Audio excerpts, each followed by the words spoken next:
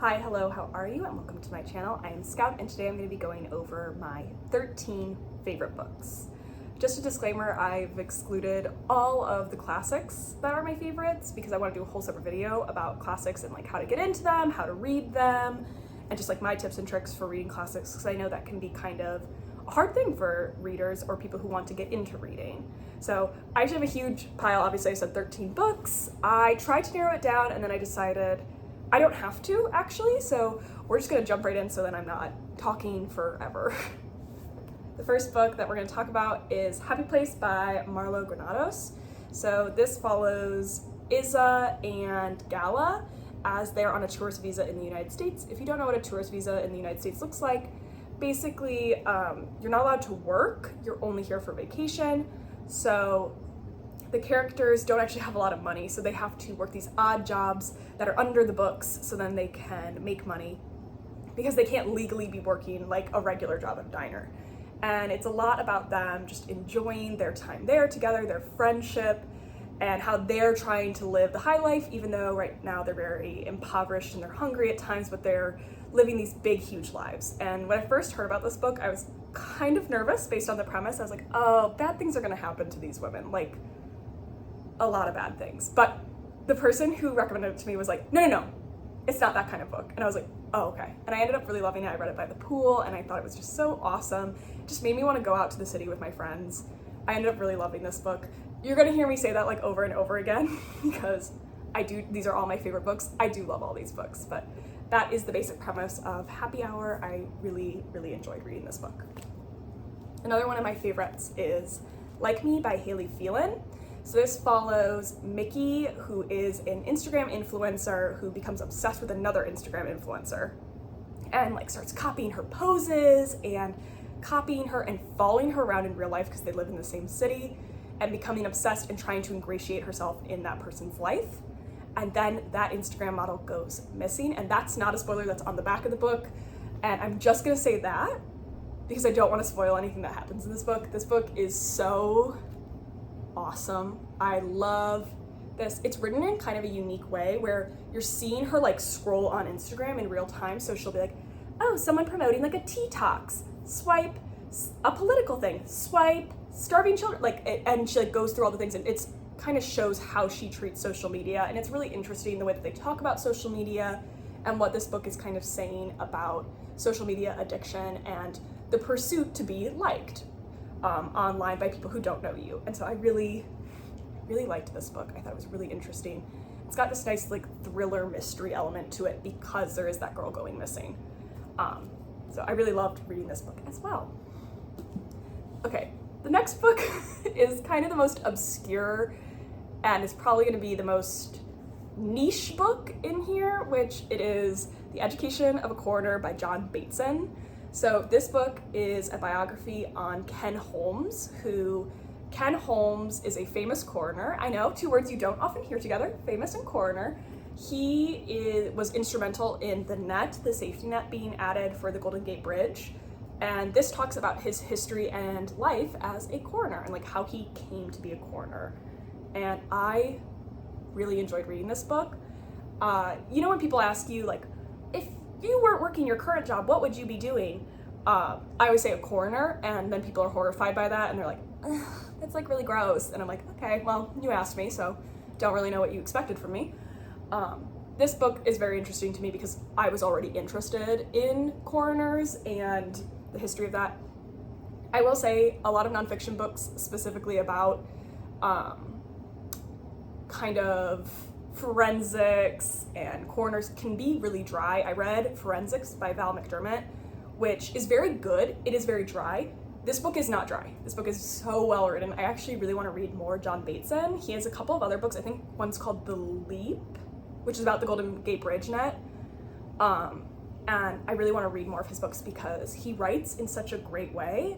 If you are also someone who's like, I'm interested, but I don't know if I want to read like graphic imagery, this book does not really have graphic imagery. Ken Holmes kind of believes in dignity and death, and that's actually a huge chapter. It's probably my favorite chapter of the book when he talks about dignity and death. I think one of my favorite elements of this book is the way that they talk about how like politics and the ability to understand people plays such a part in being a coroner, because I think people often think that since you're dealing with not alive people, that you don't have to have an understanding of human beings, where that's like very wrong. And I really like how this book illustrates that. Also, I know you're not supposed to judge a book by a cover. This has such a cool cover. It has like the autopsy report cover, which is just like a very cool addition to it. It actually kind of doesn't look like a nonfiction book.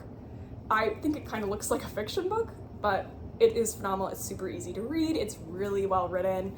I really like John Bateson's work, and it's really cool to hear about Ken Holmes, because I don't think you often hear about famous coroners. So this was another one of my favorites. Everyone who has been interested in it that has read it from my recommendation has said, oh my gosh, no, it's so good. And I'm like, I know it's good. That's why I keep recommending it to people. The next book is Stargazer by Laurie Petru. I have to be open and honest. I cannot say one of the main characters' names. I just don't know how to pronounce it, and I've Googled it. I Googled it when I read it. Can't say it. I actually was reading it wrong when I first read it. I thought it said Aurora, and it was just like spelled weird because the characters are kind of like rich people, so I was like, oh, they're just like spelling her name weird. And then I was like, no, that's for sure a real name. I don't know how to say it. I think it's Arula. I don't know. So forgive me as I say her name in this section 10,000 different ways because I don't know how to say it. Diana and Arula are two very rich women. They're teenagers at the beginning and they're like young adults at the end point of the book. So kind of young women is what I will call them. And even though they're both rich, Arula's family is more like, I would almost call it new money, where she's rich because her mom is like a fashion girl, and Diana's family is more old money. And so they have this like dynamic about them because one of them has more clout than the other. And it's really interesting as we see them go into college, how their dynamic changes. And they even say, there's like a cool quote on the back that says like, it's a fine line between admiration and envy. So it kind of talks about their relationship, how it changes. I read this kind of shortly after reading Normal People, and I loved Normal People. It's not on this list, but I did love Normal People. But I wished that it had more of a plot that was going on, as well as looking about the character dynamics. And that's actually why this book made it in this list versus Normal People. This book has the plot and the character relationships that are in kind of that Sally Rooney book. It's really interesting as their social dynamics change and how it impacts their relationship with each other. And I saw where the book was going partway through, but based on what I read on the back, like the back blurb and stuff, I did not see where this book was going. I really ended up loving this book, and I actually picked up her book, Sister of Mine. I haven't read it yet, it's on my list, but I really, really enjoyed this book. Okay, trying to be like serious because the next book is a memoir and deserves to be like kind of talked about in a different way than some of these other books because a lot of these are fiction. So the next book is Being Lolita by Allison Wood. This is Allison Wood's memoir, accounting how she was groomed by a teacher at her school using the book Lolita. I think this book is phenomenal. I've read it about 3 times. Allison Wood is a phenomenal author. She should be really proud of the work that she did. I had my book club read this. I love to spread the good word. And this book is just very good. It's devastating, obviously. It's a very serious subject. I'm trying not to sensationalize it. It's kind of hard when you're talking about your favorite books because you kind of want to hype up the book and be like, you should read it. It's really good. But it's like, this is very, very sad. It's extremely well written. And one of the reasons that I deeply love it is the empathy she extends towards herself. Oftentimes I feel like people don't often give themselves that empathy of being like, you did the best with like a really bad situation, where she is so kind to her younger self. I'm actually going to read the dedication on this book because the dedication makes me cry. I've cried through this book because this book is very, very sad. Her resilience is like astounding. I'm so proud of her and what she has done with her life. I don't know her, by the way. I do not know this woman. She should be extremely proud of the fact that she's, first, a fantastic writer. She's able to write about such serious and personal issues with such depth and such grace. and that she has so much empathy for herself. Like, I'm so happy for her. The dedication, I'm gonna read the whole thing, though you'll know which part I obviously was in reference to.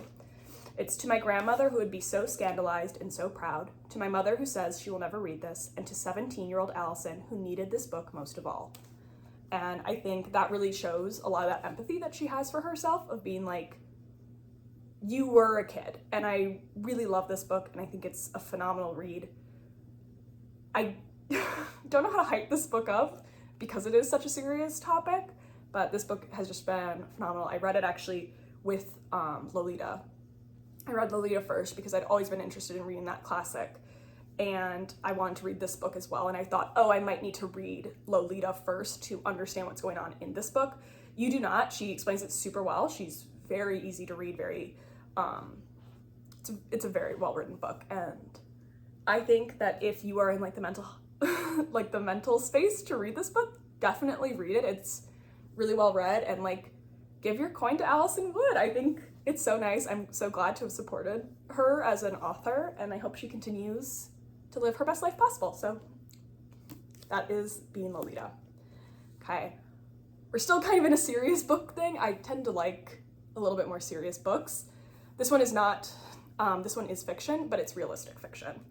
And this is The Great Believers by Rebecca Makkai. So I was gifted this book by my mother-in-law, and I just like wasn't picking it up because I knew it was gonna be sad. And so for my book club, I assigned it as our book because I was like, I need to read this book. Like, I need to just do it. So I made myself and a bunch of other people read the book, and I'm so happy I did that. This book is so amazing. It's one of my favorite books of all time. This book is got two timelines going on. So one is 1985 and the other is 2015. And it follows a group of friends during the AIDS epidemic in Chicago. And we get to see how that changes the dynamics in the friend group, what happens to this friend group. And then in 2015, we pick up with some people that were in the friend group and get to see how this has genuinely impacted their lives. And I think this is a really important book. I don't think people talk about the epidemic as much as they probably should. It's a really serious moment in United States history, and it is deeply emotional.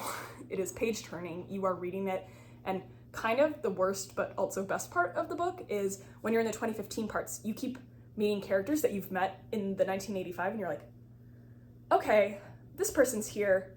Does this person make it? Like, is this person gonna be in the 2015 part, or is something gonna happen to them? And you're like really nervous. I have a cute story about this one. I know, a cute story about this book. I was at a dinner party, and the person next to me was like, oh, I saw your bookshelf, like you seem like you read a lot. I would love a recommendation. They really liked A Little Life, and they were looking for something sad like that, but they wanted something like more from the book. And I was like, oh, you should read The Great Believers. And this person like touched me. They got their phone out and bought the book right after I said it. They were like, trust you. And they bought the book, and they said they loved it. They thought it was much better than A Little Life. And I was like, well, it's not crazy that you thought this book was better than that. It's got that same very sad, but I think the difference in this is hopeful. This book is hopeful. I don't want someone to be like, oh, I just heard A Little Life, I'm not reading this book. No. It's not the same as that book, but it is like sad and it's dealing with very serious issues. It is not like that book in the way that it talks about those issues. I really, really love this book, and I think this book is one that like everyone should read. I think this is really good. So yeah, that is The Great Believers by Rebecca Makkai. Okay, the next book is Sisters by Daisy Johnson. And this one is another, I have to be honest, I checked this book out from the library and I read it. I read the first paragraph of the book and I thought I was having a stroke. Like, genuinely thought I was dying. I was like, I don't understand this, like, at all. It's like, I'm not comprehending what the words on the page are saying and what they mean. And I reread it like 5 times and I was like, I don't get this. Like, I can't read this book. I was literally about to DNF the book because I was like, maybe I just like, this book is too hard to read. And I was like, you know what? No. I said I was gonna read this. It was for like a challenge, like one of those like bingo cards that like independent bookstores do for summer. I was like, no, I'm gonna read it. And so I just literally powered through, and none of the other writing is like that in the book. It's an anomaly in that first paragraph.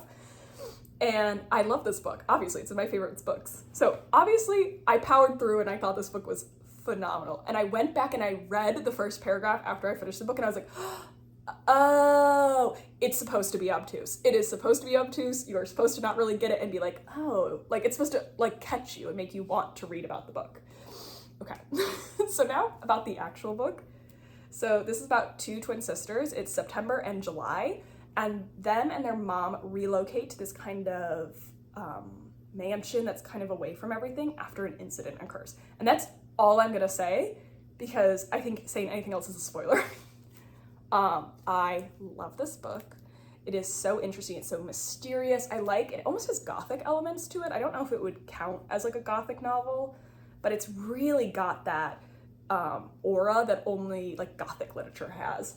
Also, fun fact about my copy. So after I read it from the library, I was like, I must own this book. I love this book. So I went to purchase online and I got a signed copy. I was like so jazzed. I was like, ah!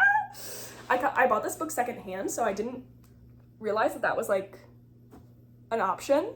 So I was super excited. I love that. I love having signed copies of books that I really love. I actually think this is the only signed copy I have in my favorites. But this book is so great. I'm so excited that I own a signed copy. I haven't read any other of Daisy Johnson's work. I'm interested in it. For me, I really like her writing style, but I really liked the plot of this book, so I don't know if I'll pick up her book unless I'm interested in the plot that's in that book too. But this was a really great read. I loved it. Okay. Next book. Also, my air thing just went on, so if you hear that, I'm so sorry. But I'm not dying of heat stroke. Sorry about it. Is I Feel Bad About My Neck by Nora Ephron. This, to me, is the quintessential all girls should read in their 20s. I just think this book deeply resonated with me. I loved it. I got it at the library, loved it so much. And then my library was doing like the sale at the end of the year where they kind of sell books that don't get picked up as much. And this and I Remember Nothing by her were both in the sale, so I bought it. So this is from my local library.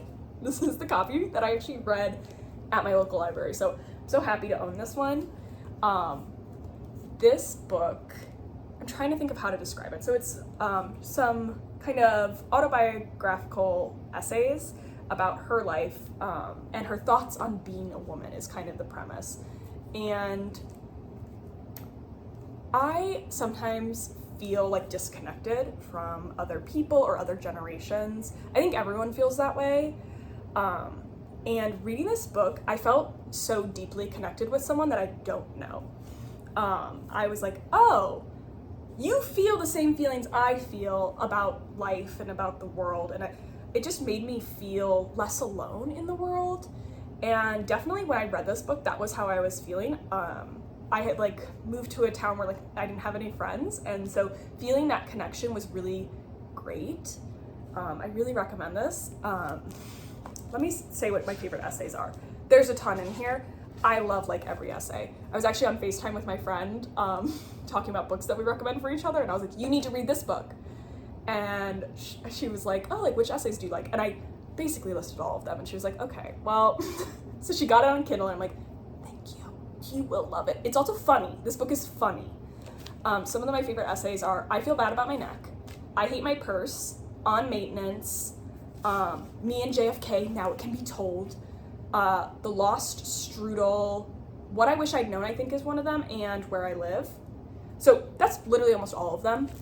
This book is so funny, and in case you're wondering where the title comes from, it is like about the fact that everyone has insecurities that are dumb and like no one else is picking up on. So like she's like, it's my neck. Actually, I read my friend the first page on the Zoom, or it was a FaceTime, but same thing. And because I was like, you have to get it, like it's funny. Because she was like, I don't know if I'll think this is like fun. And I'm like, no.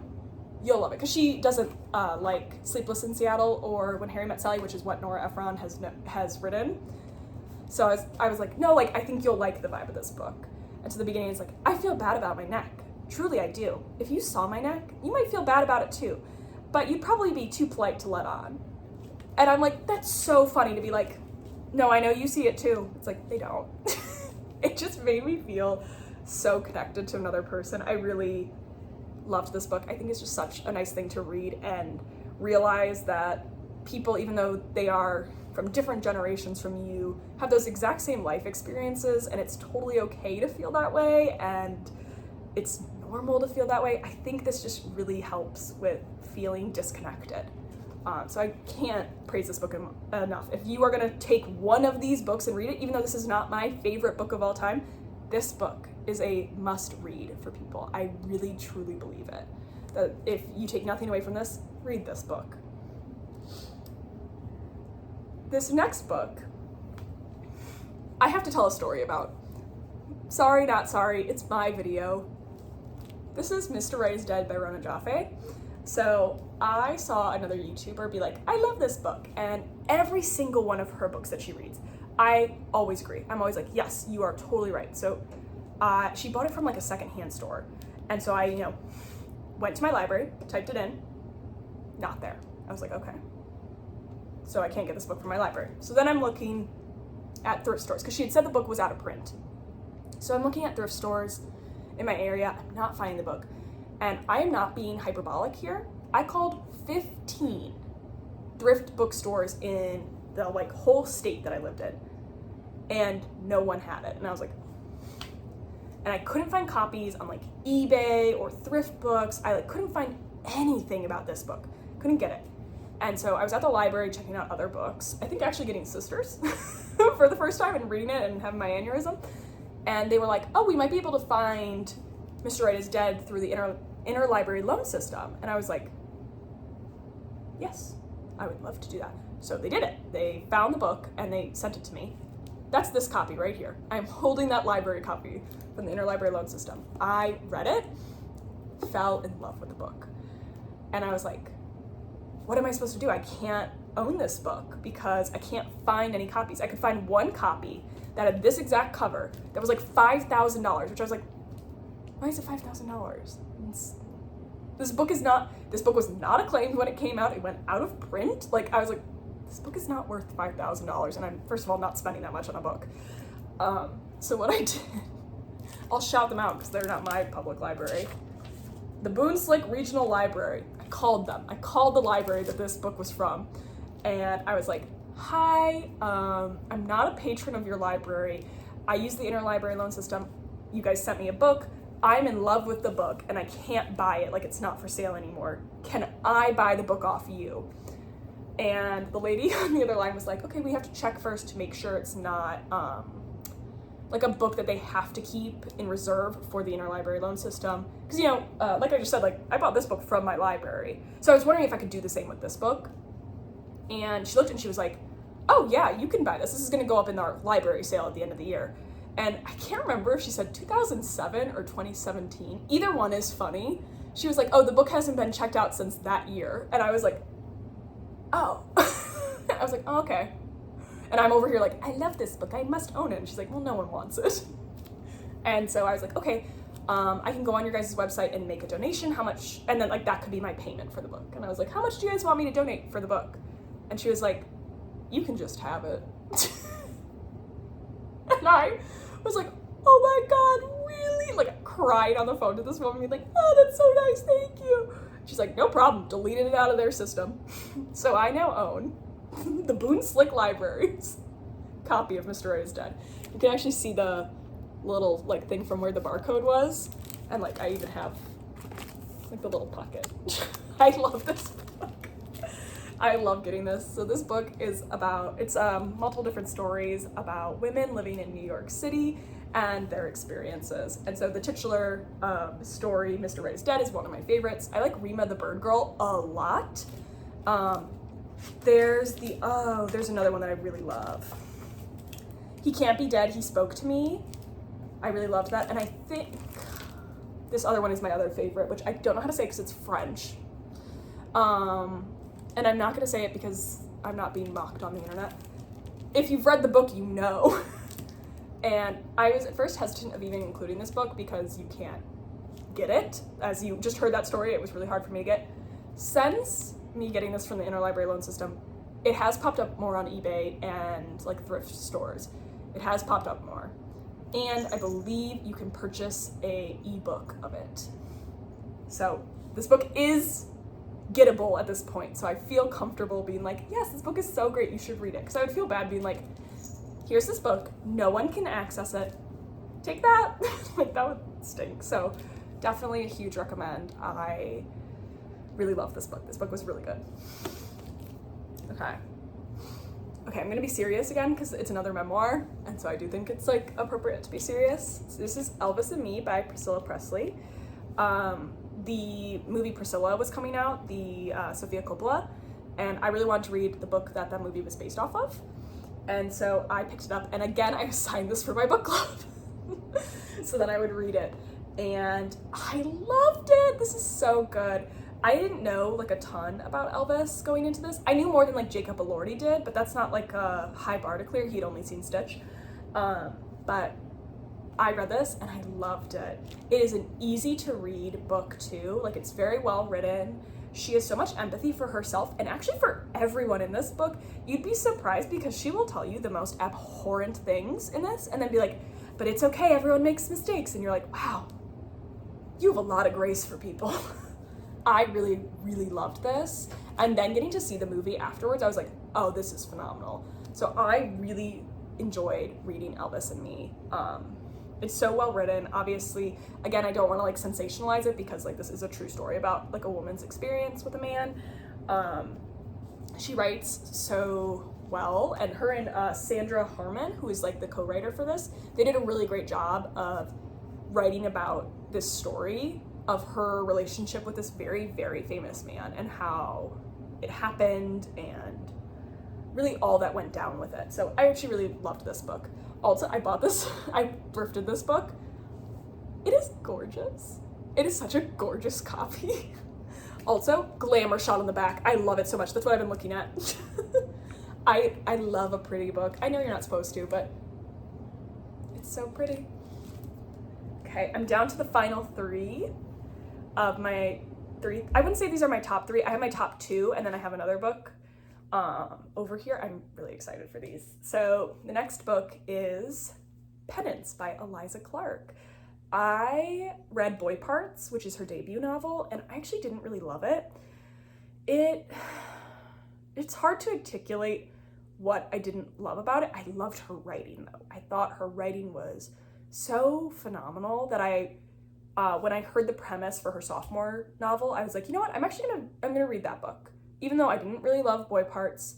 And I am so thankful that I was like, that I chose to read this book because it's great. It's so good.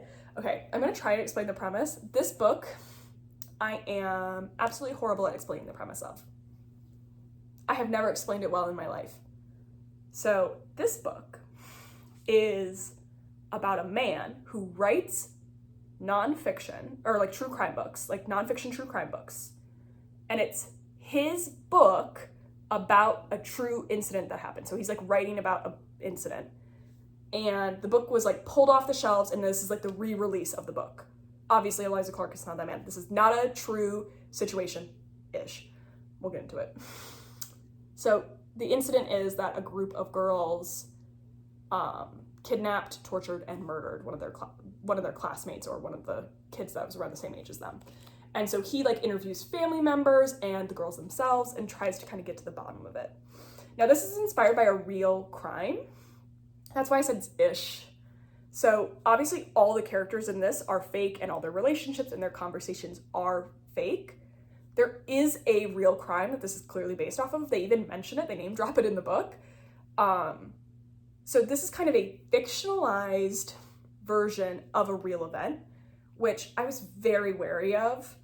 But it ended up being handled really, really well. Because this is more talking about how the true crime community interacts with crime. So it's a very interesting book in how it details that, because obviously the main character is a true crime author, and so it kind of talks about the relationship, the people who make money off of real incidents that happen to real people, like how that is impacted and how the stories are told. I think it's really good. I have a kind of complex feeling about true crime content, and so I really loved this book. I thought it was really good and a really interesting take. There are parts that are slightly funny in a way that I like, darkly humorous, where they talk about like Tumblr, because the girls were on Tumblr because it's like the 90s and 2000s, and how like one of them likes to kill their Sims, where it's like a little funny, where you're like, oh, like that's a little silly, but it's dark because you know what these women have done in the book too. So you're like, oh, she's like taking the pool ladder out of her Sims, but like we know that she eventually kills someone in real life. So you're like, oh my, this like regular behavior is now like kind of this weird behavior, and it's very interesting. I really like this book. I really enjoyed reading this book, and it's actually very similar to my second favorite book of all time, which my second favorite book of all time is Bright Young Women by Jessica Knoll. So I've actually never read any other book by her. I'm not super intrigued by the plotline of Luckiest Girl Alive, but I actually blind bought this book, which I don't recommend people doing. Please don't blind buy books. I saw Emily Henry take a picture and like, I love this book. And I was like, oh, I trust Emily Henry. I love her work. Apparently not enough to feature it in my favorites video, but enough to trust her book recommendation. I blindly bought the book. I didn't read what it was about. I bought it and then I read it. And I was like 15 pages in. And I was like,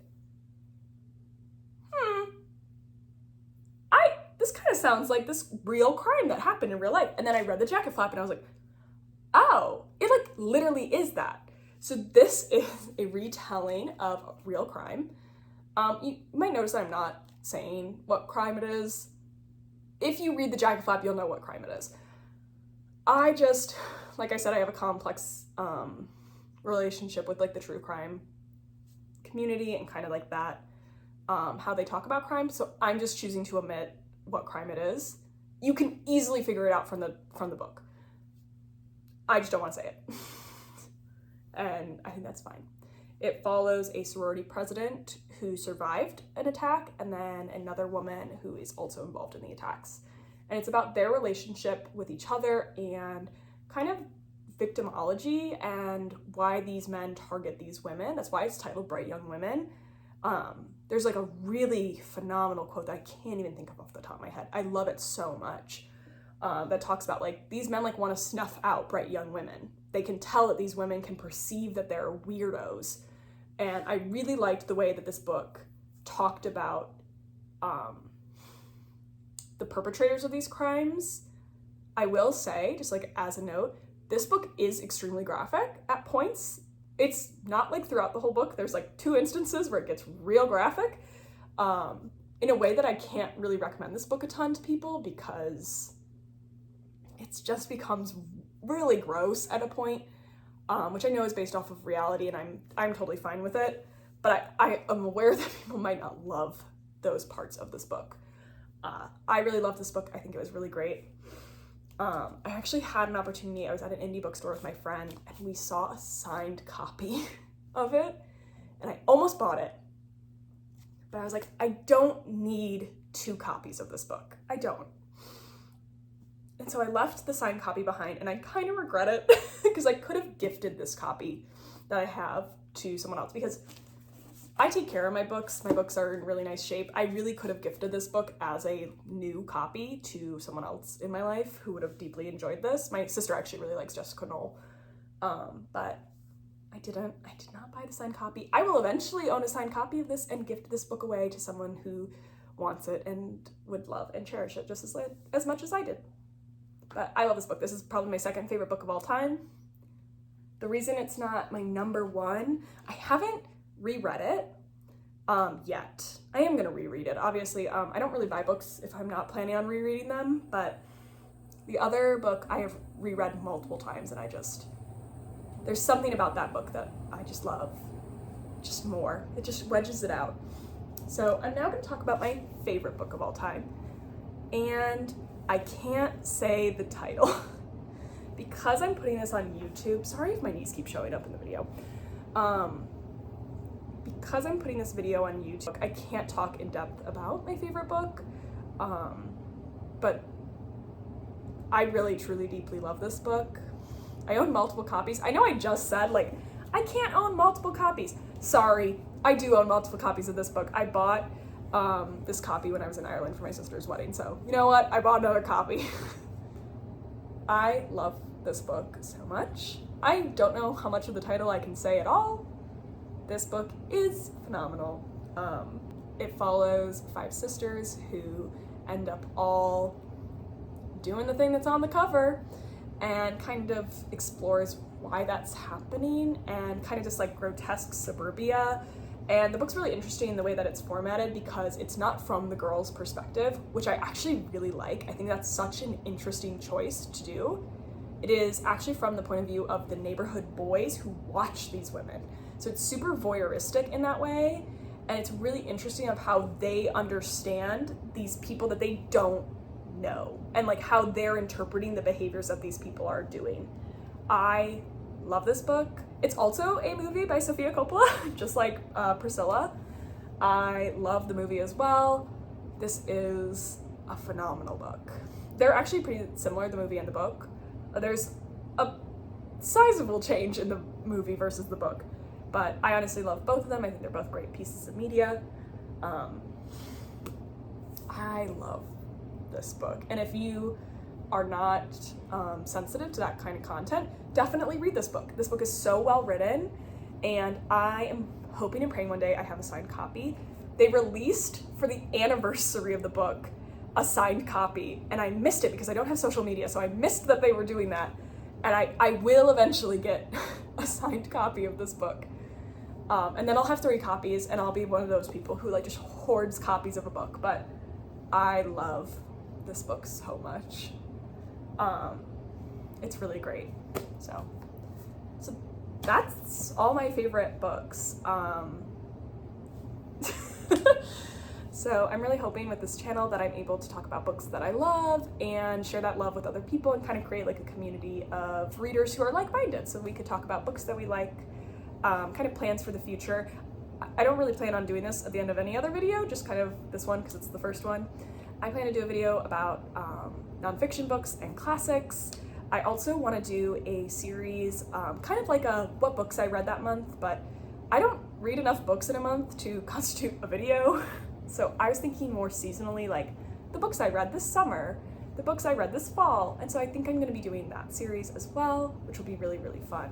I'm really excited to share about my summer books because I've been reading a little like weird diversity of books in there.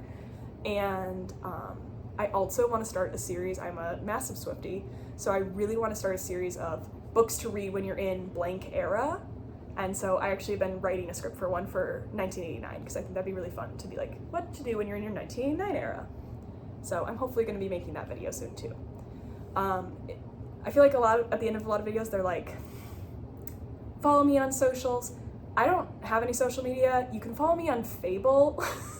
That's where I run my book club that I talked about a little bit on here. I run a Taylor Swift themed book club where we read a book that is paired to a song every single month. So if you want to join me on that, I'll put that in the description box. But that is all I have for you today. Have a great day. Bye.